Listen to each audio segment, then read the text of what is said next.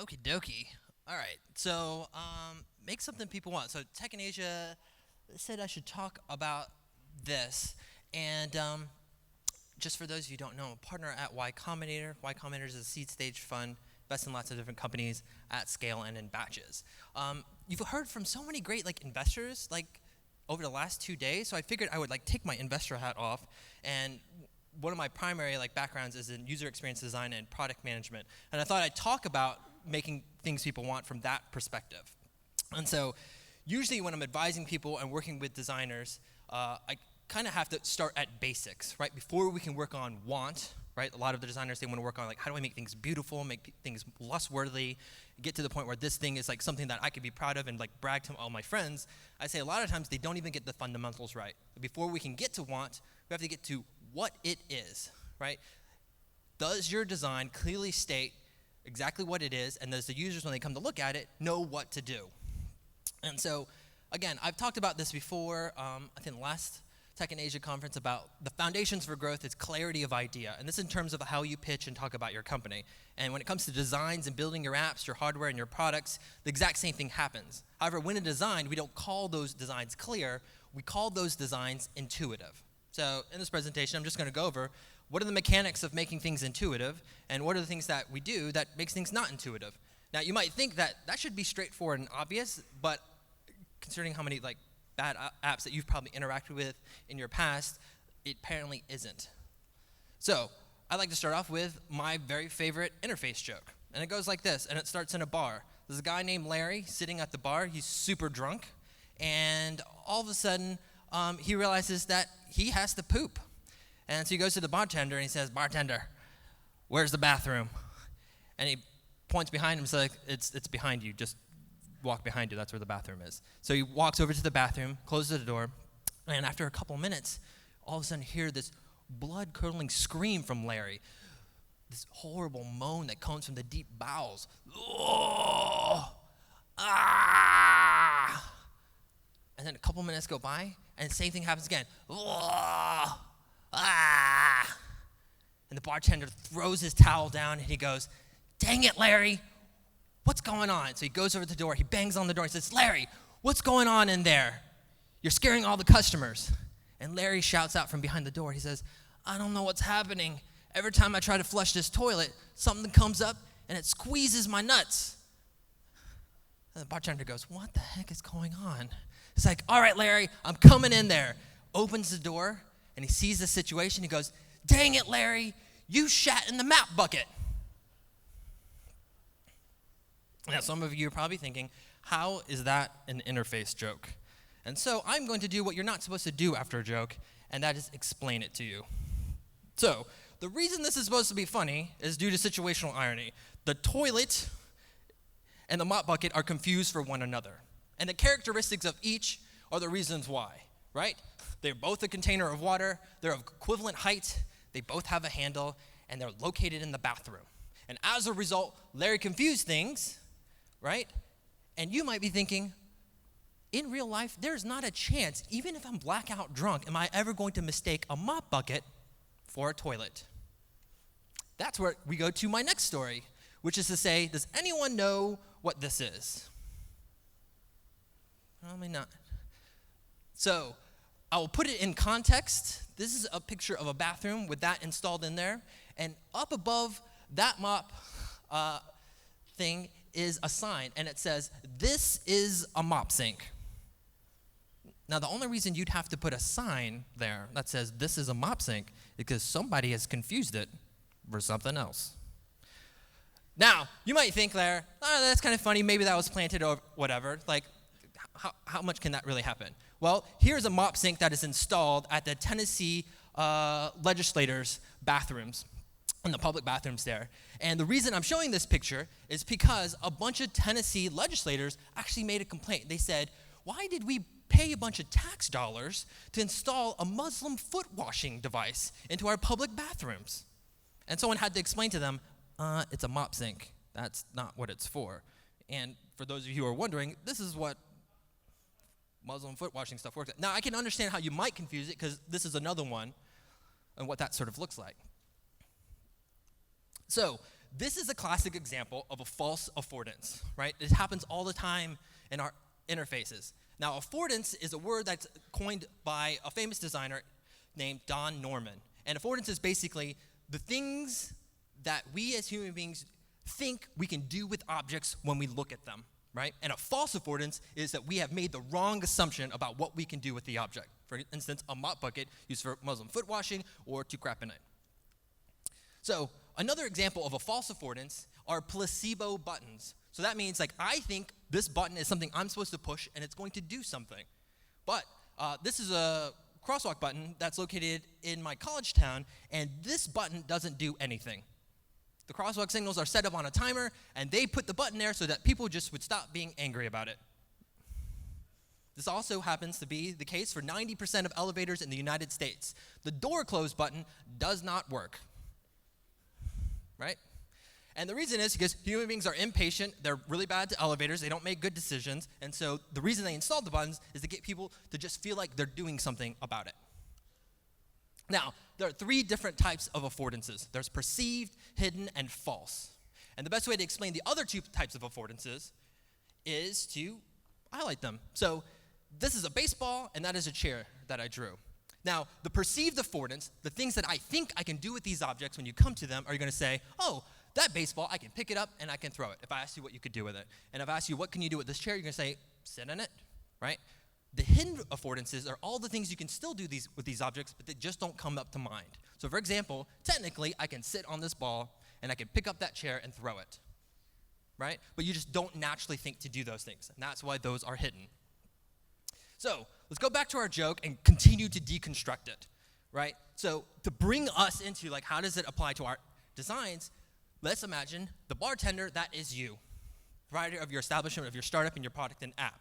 Larry is one of your users, right? And him being drunk, well, that's the equivalent of your users being impatient. When they come to do a task or do something on your app, like they have something specific in mind, some kind of task they want to do, and they can't help themselves. They're not thinking logically. They're just trying to get something done as fast as possible. The bathroom is your app. The mop bucket is a feature you've put into your app that they're probably using wrong, and the poop is your users doing it wrong. Now, you might be thinking, well, there's poop in my mop bucket or in my feature, I'm probably going to be really frustrated. But here's the thing, frustration for your user is equivalent of squeezed nuts. So the question I want to go over is really, how do you keep users from crapping in your interface? How do you keep them from squeezing their own nuts? Well, one thing you can do is you can just hide false affordances, right? So this is an actual ad for a mop sink cabinet to keep people from doing that. But I think hiding away your features that you think are valuable, that people sort of need, that's kind of ridiculous. And so I'll go over another way that we think about intuition. It actually comes from the idea from Jared Spool. He's one of the founders of user interface engineering. And he talks about the knowledge spectrum. So let's imagine that knowledge, this is a continuum of all knowledge in the world. And this red line right here is the knowledge needed, or actually the knowledge that your users have when they come to use your app. And the line there on the right is the knowledge needed to use that app. The gap in between these two, that's called the knowledge gap, right? And in order to get your user to understand how to use the app, you've got to close this gap together. And there's only two ways you do it. You either increase the knowledge of the user, documentation, get them to be smarter, support, all that kind of stuff. The other thing you can do is make your app move over to the left. Reduce the amount of knowledge that you need. It's as simple as that, because apps aren't intuitive. Humans intuit, and this is the only way you make them feel like is difference. So let me highlight the difference between when we use the language of like, is something easy or is something simple? Now, simple comes from this root word of sim plus plex. Sim meaning one, and plex meaning braid or fold. The word complex comes from the same root. Com meaning many, and plex again meaning fold. And so simple things are ones that are one or no folds, and complex things are things where things are braided or folded together. So simple things are usually one item, one thing of individual units. And complex means you're bringing a bunch of things together. Easy, though, is a root word that comes from having to deal with distance, right? Things that are easy to reach are things that are near you. They're relative. And things that are hard are things that are farther away from your reach.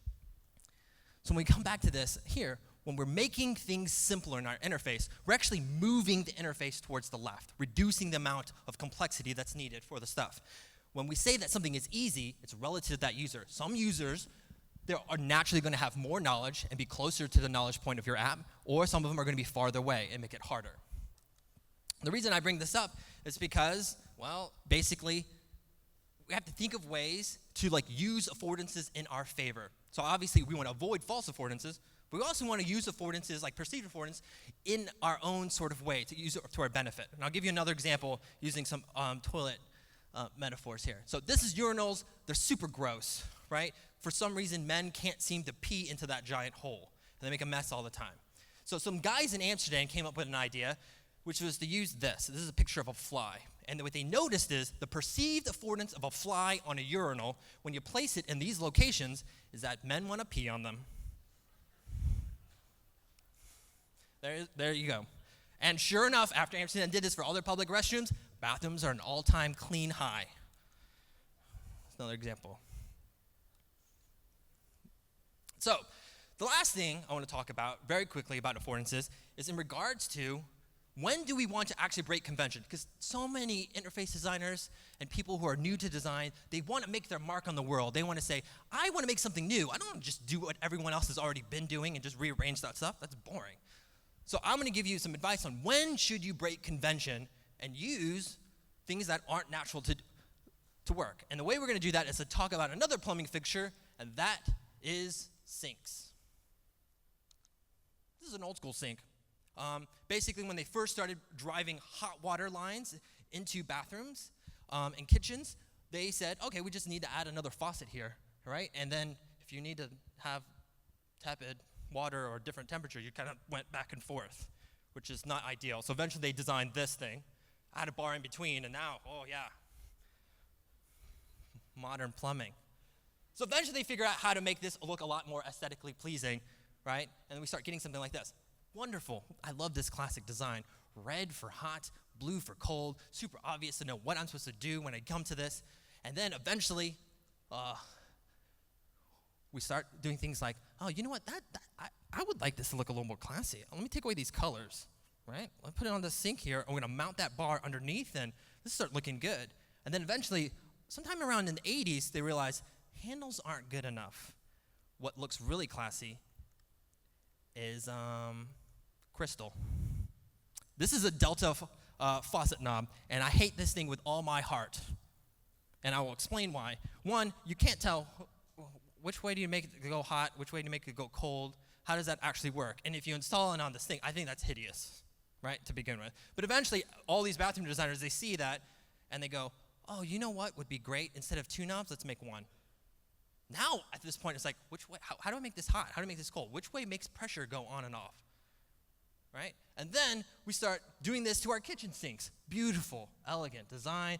We say, oh, you know what would be great? One knob, one handle. And now the question is, like, when you come up to this, what are you supposed to do? Well, you pull it outwards like that. That's pressure, and then backwards is hot, and frontwards is cold. Like, there's not a chance that any human in the world has gone to that sink and naturally be like, yes, I'm going to get it on the right temperature on the first try. This is an uglier version of that sink. And the thing I'm so disappointed about is that this happened to also the bathroom faucets. Two knobs, beautifully elegant. This one, cold is on the left, hot is on the right. And I know that's going to happen because they're clearly labeled. Nicely done, old school. And then Delta faucet sinks. Let's bring it back. Three knobs. Eventually, we would have to obviously condense it down to one knob. What is going on here? So this handle off is moving in that direction. But here's the thing. So to turn it on, I move it against, and I start with hot water, and I make it to more cold, and I find some landing place, and then when you turn it off, I push it more towards hot, so I'm going to burn myself as I go towards getting it off. We'll replace that with one Delta faucet handle. Again, now I've really, what's going on? And eventually, we have nicer versions of these designs. And of course, I am asking myself this, because I'm renovating a house and a bathroom. I'm like, why have we done this? Like, we have problems with simple interface problems in software. So for example, this is iOS 7. They released the first version of the betas, and they had slide to unlock, and it was just the text. And everyone went apeshit. They just said, how is anyone going to know which way to slide to unlock without some kind of indicator? They complained so much that Apple finally added this little arrow, right? And I think, that's not that big of a deal, right? Like, this is a big deal. What is going on here? What? So why is that? Like, why in our own homes, the things we're going to use over and over again, do we throw usability out the window? Why is form over function make sense there? Well, it comes down to a little bit of math, actually.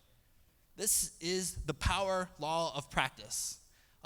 It's a law of human interface interaction. And basically what it states is the time it takes to finish a thing is to basically, all you have to do is know how many times they've tried it. And every time you repeat an action, you all of a sudden are able to do it faster and faster and faster. And it goes ad infinitum. So what you end up getting is that, like, all I have to do is teach someone how to do something a couple of times, and I eventually will overcome whatever the natural instinct of the affordance to begin with. I'll give you a simple example.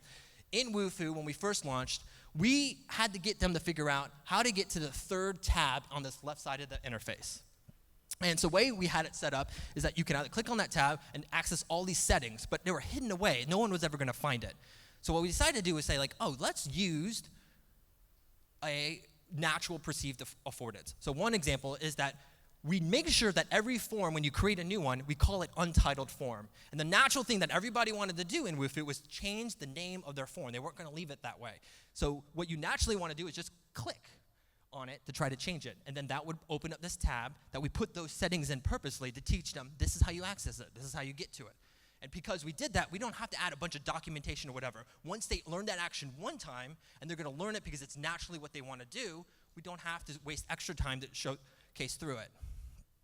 Again, this is stuff that people complain about, but again, repetition was going to solve this. Once people learned to swipe once, they were never going to have that problem again, right? The problems where people are going to have in iOS 7, what I think people should complain about, is that when I scroll downwards on the browser, the address bar hides away, and the only way you get it back is to start scrolling back up, which is not a natural thing to do, or you can click on the thing, and it's just, for what is basically 7 pixels of extra pixel space, we've added a lot of extra complexity and headroom for something that's not necessary.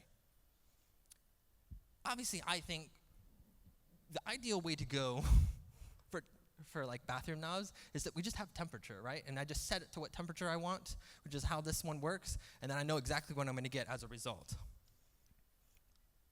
In the end, basically, if you're trying to make things as intuitive as possible and you want to make something that people want and make sure that people understand what you're building, don't create mop buckets. Avoid false affordances. Put flies on your urinals. Use perceived affordances in your favor, like judo. And then practice trumps weird faucets. And what that means is that if there's something where you want to make something new to the world that no one has ever seen, make sure it's something that people are going to repeat the action naturally over and over again. And that's how you overcome it. Thanks a lot, everyone, and later.